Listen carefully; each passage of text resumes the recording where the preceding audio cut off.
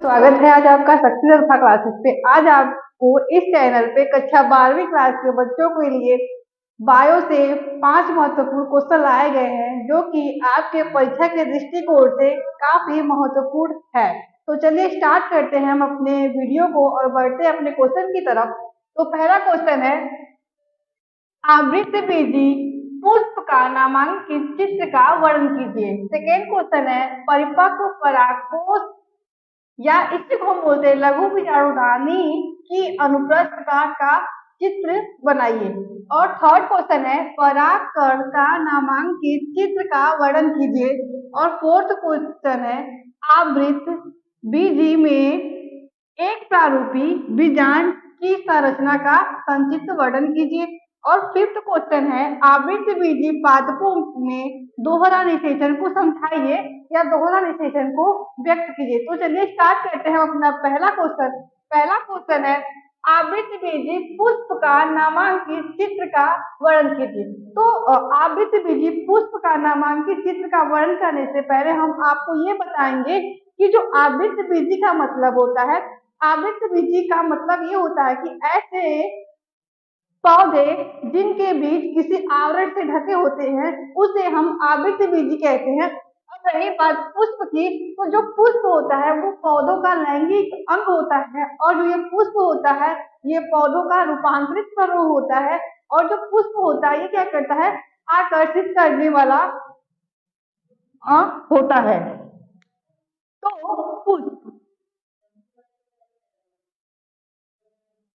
पुष्प क्या है? पुष्प पौधों का लैंगिक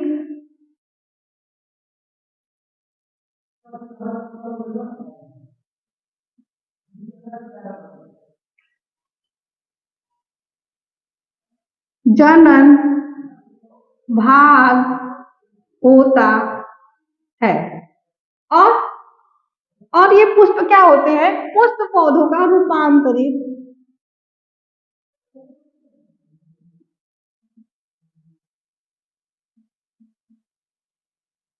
और क्या होता है, ये पुष्प पौधों का रूपांतरित प्रारूप होता है।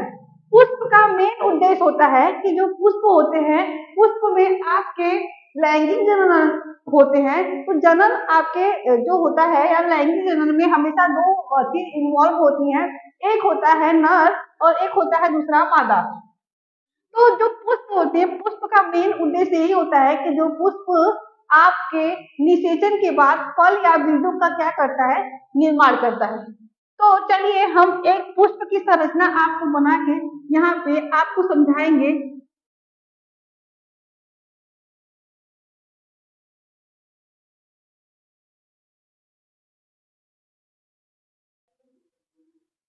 ये आपकी एक पुष्प की संरचना होती है।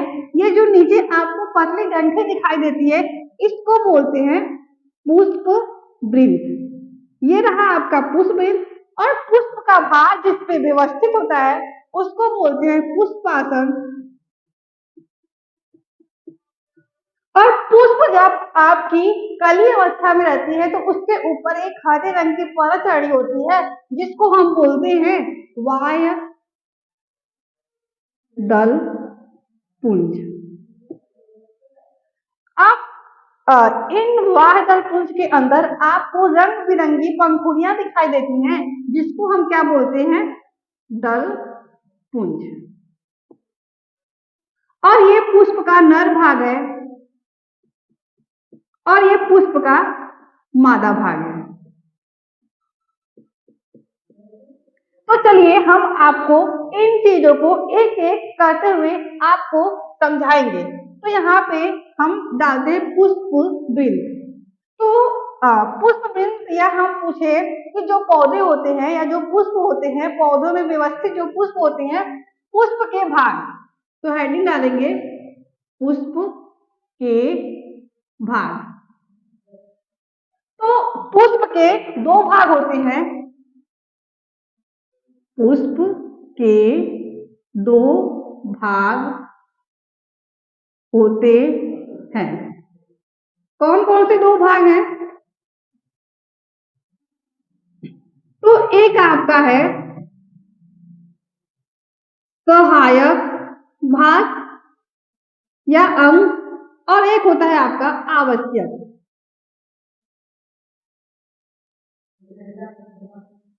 सहायक मतलब आपको हेल्प करने वाले रहेंगे, आवश्यक मतलब वो होना जरूरी है, मतलब उनका होना नेसेसरी है। तो जो सहायक होती है, सहायक में आपकी दो आती हैं, एक होता है वाय दल पुंज। अब जो ये वाय दल पुंज होती हैं, समूह को आप क्या बोलेंगे, वाय दल पुंज। अब जब इनकी एक इकाई को हम क्या बोलेंगे, वाय दल।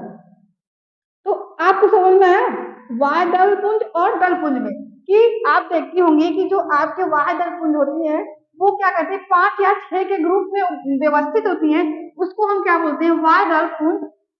अब जब उन्हीं को एक को हम निकाल के करेंगे ऐसी, जो हरे रंग की दिखाई देगी उसको हम क्या बोलेंगे, दल, वाय दल।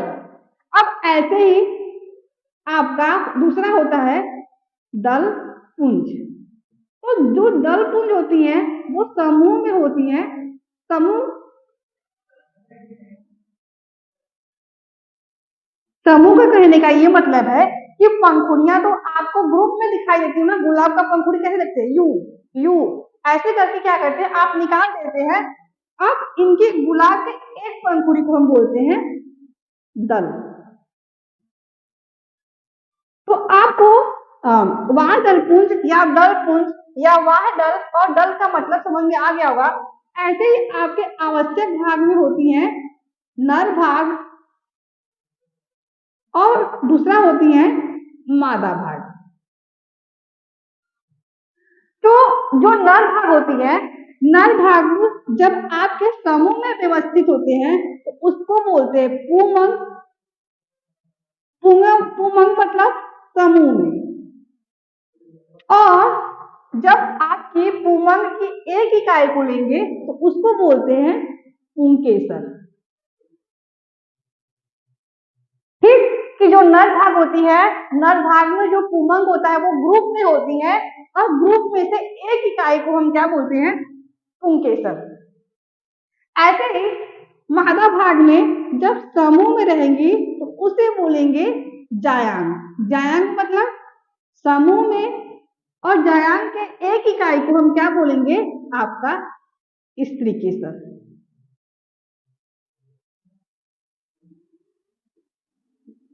तो इस प्रकार जो पौधे होते हैं, पौधों में जो पुष्प होते हैं, पुष्प के 4 भाग होते हैं। कौन कौन से, वाय दल पुंज, दूसरा दल पुंज, तीसरा नर भाग, चौथा मादा भाग। अब इनको हम एक एक को आपको क्या करेंगे, आपके सामने आपको बहुत सिंपल भाषा में आपको क्या करेंगे, समझाएंगे। तो जो वाह दल पुंज होती है, वाह मतलब कि ये क्या करेंगे, पुष्प के ऊपर पाए जाएंगे। ये बाहर पुष्प की बाहरी भाग होती हैं, इनका रंग हरा होता है और ये दूसरा क्या होती है, सुरक्षा प्रदान करती हैं, सुरक्षा देती है। कब सुरक्षा देंगी, कि जब पुष्प आपकी कली अवस्था में रहेंगी, उनको बाहरी आघातों से बचाएंगी और उनके ऊपर एक हरे रंग की परत चढ़ी होंगी, उनको क्या करेंगी, सुरक्षा प्रदान करेंगी। अब ये हरा रंग क्यों होता है, तो हरा रंग आपको पता है कि जो हरा रंग पुष्प का या जो पौधा होता है, इनका रंग क्लोरोफिल के कारण होता है।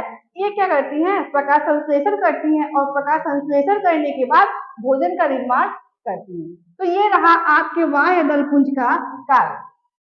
अब दल पुंज का कार्य, कि जो दल पुंज होती है ये रंग बिरंगी होती है, रंग बिरंगी।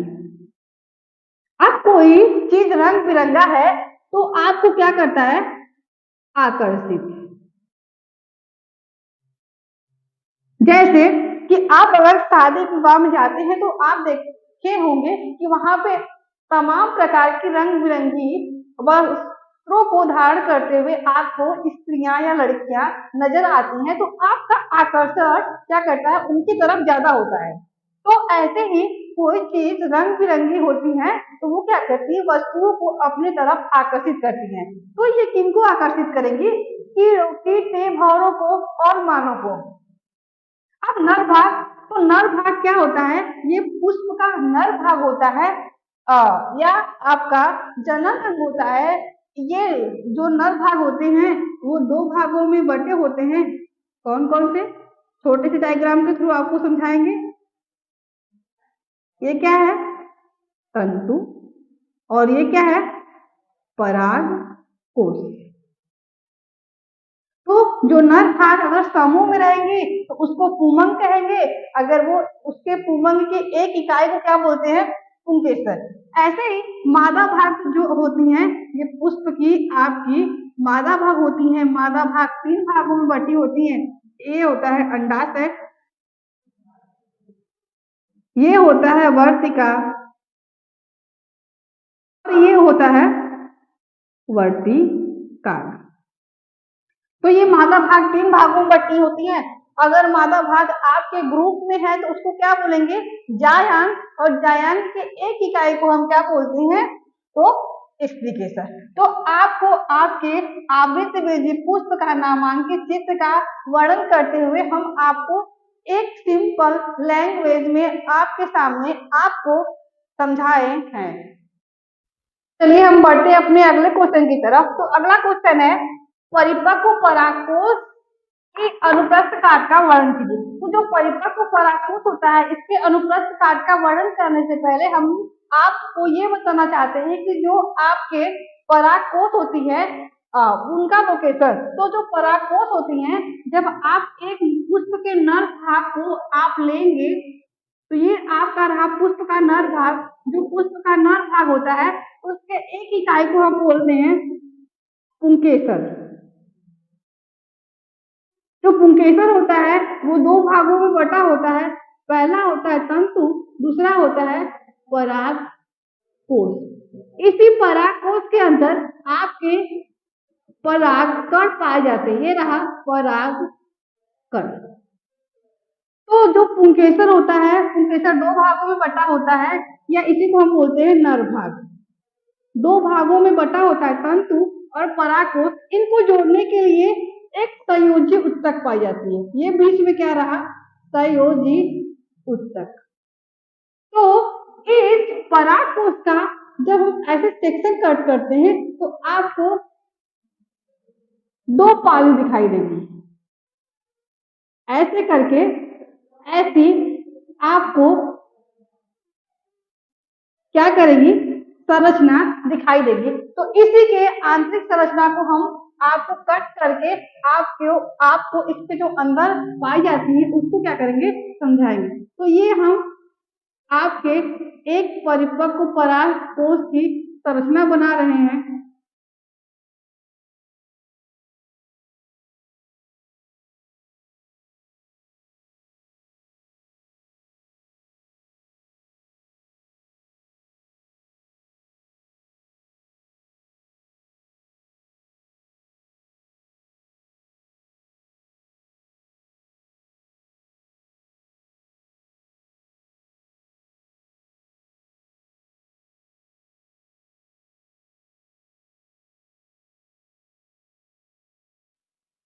तो ये रहा आपके एक परिपक्व परागकोश की संरचना। चलिए हम इसके नामों के बारे में आपको बताएंगे। तो जो ये बाहर की तरफ है इसको हम बोलते हैं बाह्य परत। बाह्य परत के अंदर व्यवस्थित होते हैं अंतः परत। अंतः परत के अंदर व्यवस्थित होते हैं मध्य परत। मध्य परत के अंदर होते हैं टैपिटम। टैपिटम, और ये जो आपको ये संरचना दिखाई दे रही होगी चारों कोनों पे,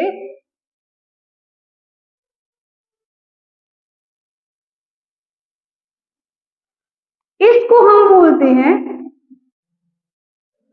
लघु बीजाणु धानी। इन लघु बीजाणु धानी में व्यवस्थित होती हैं लघु बीजाणु मातृ कोशिका। इस लघु बीजाणु मातृ कोशिका में विभाजन होता है और विभाजन के फलस्वरूप आपके लघु बीजाणु का निर्माण होता है, या इसी लघु बीजाणु को हम बोलते हैं परागकण। तो आपको, और जो ये आपको खाली स्थान दिख रहा है, इसको हम बोलते हैं स्ट्रोमियम।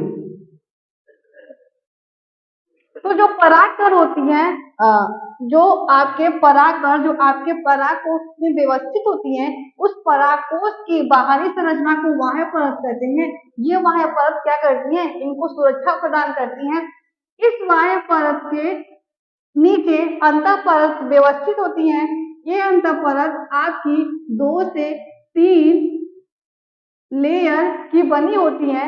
इस अंतः परत के अंदर होती है मध्य परत, और इन दोनों का कार्य क्या है? सुरक्षा प्रदान करना। इन दोनों का कार्य है सुरक्षा प्रदान करना, और इनके अंदर होती है मध्य परत, और मध्य परत के अंदर होती है एक लेयर टैपेटम। टैपेटम का मोस्ट इंपॉर्टेंट आपके 1 नंबर में पूछता है टैपेटम के कार्य। तो टैपेटम का कार्य होता है पोषण प्रदान करना। अब इनके अंदर 4 बॉक्स दिखाई दे रहे होंगे, हर एक कॉर्नर पे व्यवस्थित है, जिसको हम बोलते हैं लघु बीजाणुधानी। इस लघु बीजाणुधानी में लघु बीजाणु मातृ कोशिका होती है। इस लघु बीजाणु मातृ कोशिका में आपका अर्धसूत्रीय विभाजन होता है। अर्धसूत्रीय विभाजन होने के बाद आपके लघु बीजाणु का निर्माण होता है, या इसी लघु बीजाणु को बोलते हैं परागकण। परागकण। और आपको इनकी दीवार पतली होती है, पतली होने के कारण इसको हम बोलते हैं स्ट्रोमियम। ये स्ट्रोमियम क्या करती हैं? ये पराग स्फुटन में सहायता करती है। क्या करती हैं? इनका कार्य क्या होता है? पराग स्फुटन में सहायता करती है। तो ये आपको एक परिपक्व परागकोश की संरचना समझ में आ गई होगी। तो जो परिपक्व परागकोश की संरचना होती है, उसको जब हम आपके तुम के स्तर को हम सेक्शन कट करते हैं, तो उनमें 2 पालियां दिखाई देती हैं, और दोनों पालियों में अगर कोष्ठकों की संख्या पूछे तो आपके या जो लघु बीजाणुधानी होती हैं उनकी संख्या कितनी होती है? तो लघु बीजाणुधानियों की संख्या कितनी होती है? 4 होती है। चलते अपने अगले क्वेश्चन की तरफ। अगला क्वेश्चन है परागकण का नामांकित चित्र का वर्णन कीजिए। तो परागकण का नामांकन चित्र बनाते हुए इसका हम क्या करेंगे? वर्णन करेंगे। तो जो अब परागकण होती है, परागकण का लोकेशन हम आपको बताना चाहेंगे कि जो परागकण होती है, तो परागकोश के लिए हमको क्या बनाना पड़ेगा? पहले एक आपके नर भाग की संरचना को बनाना पड़ेगा। तो जो नर भाग होती हैं वो 2 बराबर भागों में बटी होती हैं। पहला तंतु, दूसरा परागकोश। इसी परागकोश के अंदर दाने जैसी या पाउडर के फॉर्म में संरचना पाई जाती है, जिसको हम बोलते हैं परागकण। नर भाग। तो अब इनकी जो परागकण होती है, परागकण की संरचना हम आपके सामने आपको बहुत सिंपल भाषा में आपको समझाएंगे।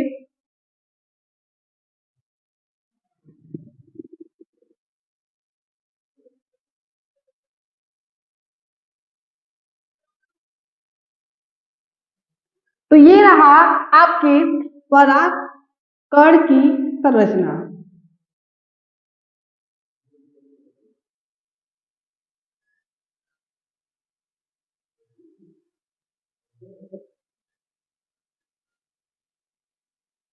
तो जो परागकण होती है, परागकण की बाह्य संरचना को हम बोलते हैं वाह्यचोल। जो ये वाह्यचोल होती है एक रसायन की बनी होती है, जिसको हम बोलते हैं स्पोरोपोलेनिन।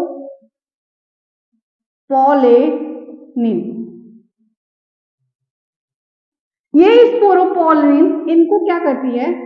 मजबूती प्रदान करती है। तो आपको वाह्यचोल किसकी बनी होती है? एक रसायन की बनी होती है, जो उस रसायन का नाम क्या है? स्पोरोपोलिन, ये स्पोरोपोलिन क्या करती है, इनको मजबूती प्रदान करती है। अब वह स्टोल के नीचे व्यवस्थित होती है अंतःचोल। ये अंतःचोल पेक्टो सेल्लू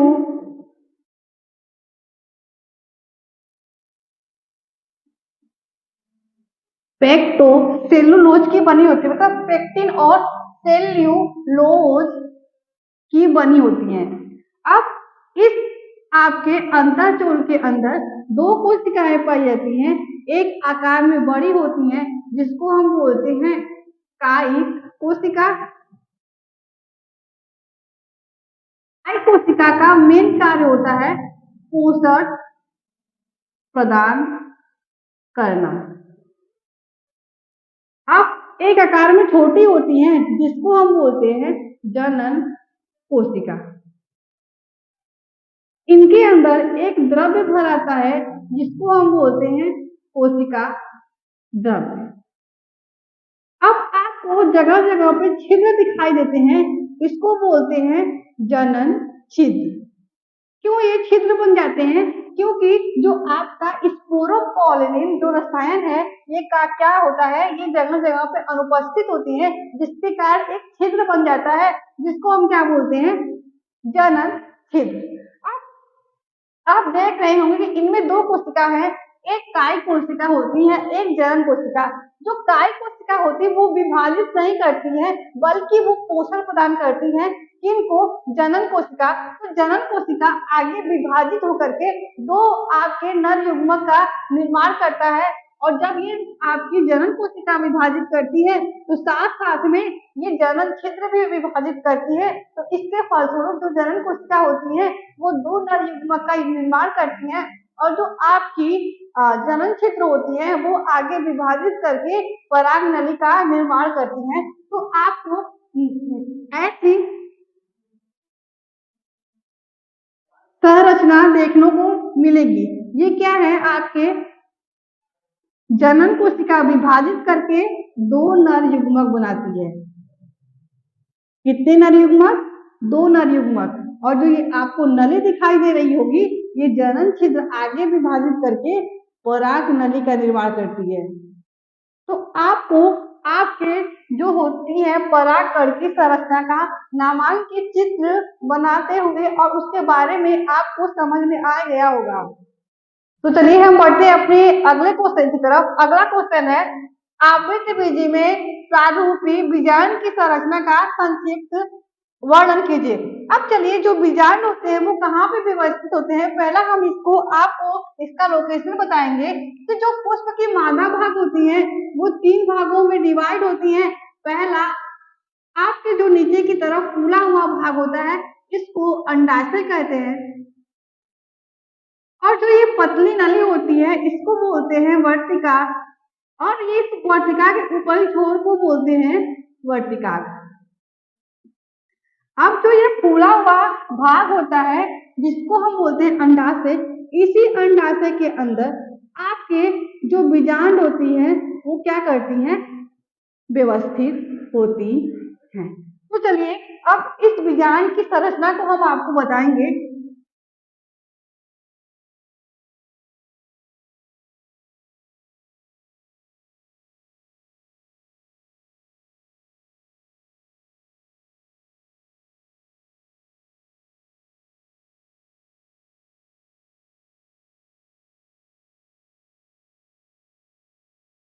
तो ये रहा आपके बीजांड की संरचना।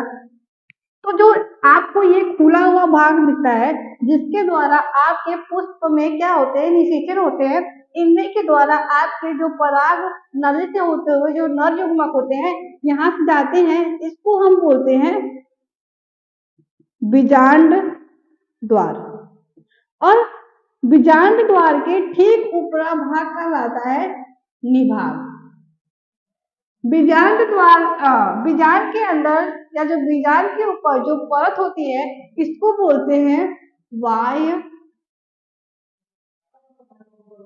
अध्यावरण।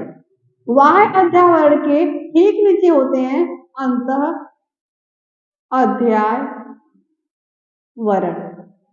अब इस अंतर अध्यावरण के अंदर आपको एक सैक लाइक स्ट्रक्चर दिखाई दे रही होगी, जिसको हम बोलते हैं, और इनमें आपकी जो संरचना दिखाई देती होगी, इनमें आपके कई कोशिका पाई जाती हैं, जिसको हम बोलते हैं बीजांड काय।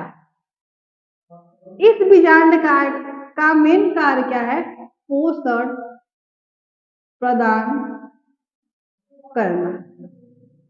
अब इनके अंदर आपको एक संरचना दिखाई दे रही होगी, जिसको हम बोलते हैं भ्रूण कोश, जिसको हम क्या बोलते हैं? भ्रूण कोश। अब इन भ्रूण कोश के अंदर 3 ऊपर की कोशिका होती हैं, जिसको हम बोलते हैं प्रतिमुख कोशिका, और 2 कोशिका बीच में व्यवस्थित होती हैं, जिसको बोलते हैं ध्रुवी केंद्र। आप इस ध्रुवी केंद्र के नीचे या बीजांड द्वार के नीचे आएंगे तो 3 कोशिका व्यवस्थित होती हैं। इधर उधर वाली कोशिका को सहायक कोशिका,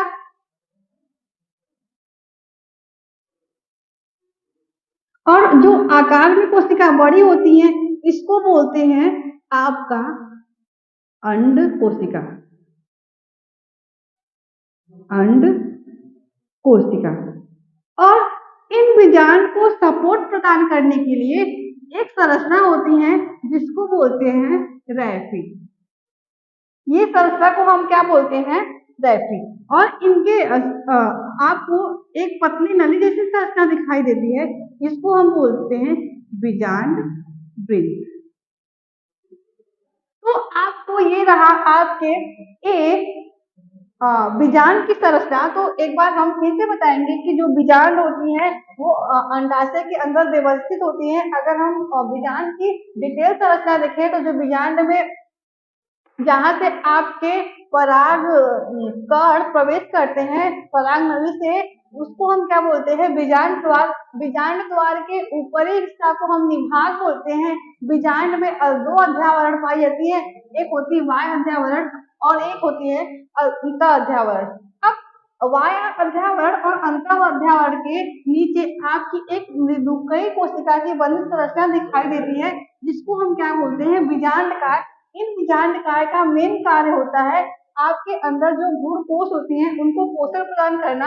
और इन बीजांड काय के अंदर एक आपको झिल्ली जैसी संरचना दिखाई देती है, जिसको हम बोलते हैं भ्रूण कोश। इन भ्रूण कोशिका में आपकी कोशिका ऊपर की तरफ होती है, जिसको हम बोलते हैं प्रतिमुख कोशिका।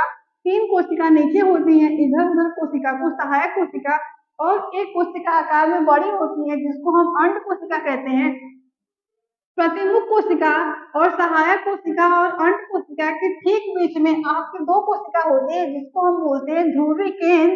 और इन बीजांड को सपोर्ट प्रदान करने के लिए रैफी होता है, और इनके नीचे एक पतली संरचना दिखाई देती है, जिसको हम बोलते हैं बीजांड वृंत। तो ये रहा आपके बीजांड के बारे में कुछ महत्वपूर्ण जानकारी। तो इस चित्र को आप ध्यान से बनाइएगा और इसको आप ध्यान से पढ़िएगा, तो आपको अच्छे तरीकों से समझ में आएगा।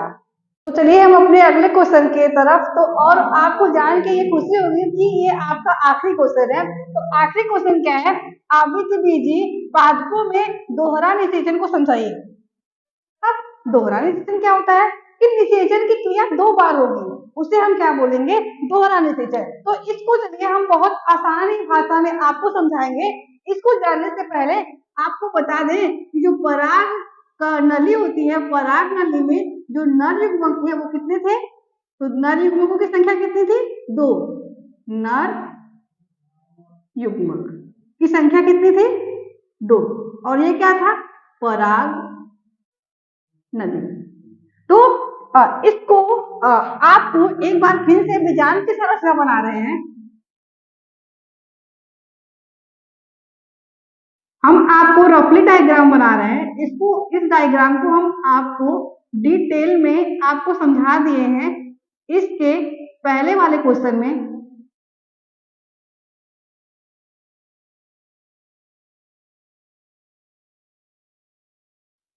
बीजांड की संरचना, तो बीजांड की संरचना में आप जान रहे हैं कि 3 कोशिका ऊपर की तरफ होती है जिसको हम बोलते हैं प्रतिमुख कोशिका, 3 कोशिका नीचे की तरफ होती है, इधर उधर वाली कोशिका को सहायक कोशिका बोलते हैं और बीच वाली कोशिका को क्या बोलते हैं, अंड कोशिका। इसको क्या बोलते हैं, अंड कोशिका। और इस जो सेंटर में व्यवस्थित होते हैं इसको हम क्या बोलते हैं, ध्रुवी केंद्र। ये क्या है आपका, रैफी है, ये क्या है, बीजांड वृंत है, ये क्या है आपका, बीजांड द्वार, ये क्या है आपका निभाग। तो क्वेश्चन पूछ रहा है कि दोहरा निषेचन, तो निषेचन की क्रिया 2 बार होगी। आप जो आपके ये नर युग्मक है, एक नर युग्मक आपके अंड कोशिका के साथ फ्यूज करेगी, तो एक नर युग्मक जब आपके अंड कोशिका के साथ फ्यूज करेगी तो एक न्यूक्लियस इसका और एक न्यूक्लियस इसका, कितने हो जाएंगे, 2n। तो जो एक आपके नर युग्मक जब अंड कोशिका के साथ फ्यूज करती है तो उसके फलस्वरूप किसका निर्माण होता है, युग्मनज का। युग्मनज में गुणसूत्रों की संख्या कितनी होती है, तो 2n। एक बार इसे समझ में आ गया। अब बचा दूसरा नर युग्मक, तो जो दूसरा नर युग्मक होता है वो आपके ध्रुवीय कोशिका के साथ फ्यूज करता है। तो ध्रुवीय कोशिका के पास कितने न्यूक्लियस, 2 न्यूक्लियस, और नर युग्मक के पास कितने, नर युग्मक के पास कितने केंद्रक, तो एक केंद्रक, तो 2 1 3n। तो इनके फलस्वरूप किसका निर्माण होता है, तो भ्रूण कोश का। तो भ्रूण कोश में गुणसूत्रों की संख्या कितनी होती है, तो आपके 3n या त्रिगुणित होती है। तो ये होती है दोहरा निषेचन कि निषेचन की क्रिया 2 बार होती है। एक बार जो नर युग्मक होते हैं, परागनली में नर युग्मकों की संख्या 2 होती है, एक नर युग्मक आपके अंड कोशिका के साथ फ्यूज करते हैं तो युग्मनज बनाते हैं, युग्मनज में गुणसूत्रों की संख्या 2n होती है। बचा एक आपके नर युग्मक, एक नर युग्मक आपके ध्रुवीय केंद्र के साथ फ्यूज करते हैं तो उसके फलस्वरूप भ्रूण कोश का निर्माण होता है। और भ्रूण कोश में गुणसूत्रों की संख्या कितनी होती है, तो कितनी होती है भ्रूण कोश में गुणसूत्रों की संख्या, तो होती है 3n। तो आपको दोहरा निषेचन की क्रिया बहुत ही अच्छे लैंग्वेज में समझ में आ गई। एक बार फिर से रिवाइज हम करवाते हैं। तो जो दोहरा निषेचन है इसको समझने से पहले हमको पता होना चाहिए कि जो नर युग्मक होते हैं, नर युग्मक परागनली में 2 पाए जाते हैं। अब बीजांड की संरचना देखें तो 3 कोशिका ऊपर पाई जाती है जिसको प्रतिमुख कोशिका कहते हैं, 2 कोशिका बीच में पाई जाती है जिसको ध्रुवीय केंद्र कहते हैं, और 3 कोशिका बीजांड द्वार की तरफ पाई जाती है। इधर उधर वाली कोशिका को इधर उधर कोशिका को सहायक कोशिका और बीच वाली कोशिका को अंड कोशिका बोलते हैं। अब जो परागनली में नर युग्मक, एक नर युग्मक अंड कोशिका के साथ फ्यूज करता है तो उसके फलस्वरूप युग्मनज का निर्माण होता है। युग्मनज में गुणसूत्रों की संख्या 2n होती है या द्विगुणित होती है। अब बचा एक नर युग्मक, तो एक नर युग्मक आपके ध्रुवीय कोशिका के साथ फ्यूज करता है तो ध्रुवीय कोशिका में 2n मतलब 2 न्यूक्लियस और n मतलब कि नर युग्मक एक होती है। तो जब इनके फलस्वरूप भ्रूण कोश का निर्माण करते हैं होता है, और भ्रूण कोश में आपके जो गुणसूत्रों की संख्या होती है वो कितनी होती है, 3n। तो जो आपका 3n या 2n कहने का ये मतलब है कि ऑब्जेक्टिव में आपका पूछता है कि युग्मनज में गुणसूत्रों की संख्या कितनी होती है, तो 2n, और भ्रूण कोश में गुणसूत्रों की संख्या कितनी होती है, तो 3n। तो ये रहा आपके दोहरा निषेचन के बारे में आपके लिए बहुत ही आसान भाषा में कुछ जानकारी। तो इस भ्रूण कोश की संरचना को समझते हुए आप क्या करेंगे, दोहरा निषेचन को ध्यान से पढ़ेंगे।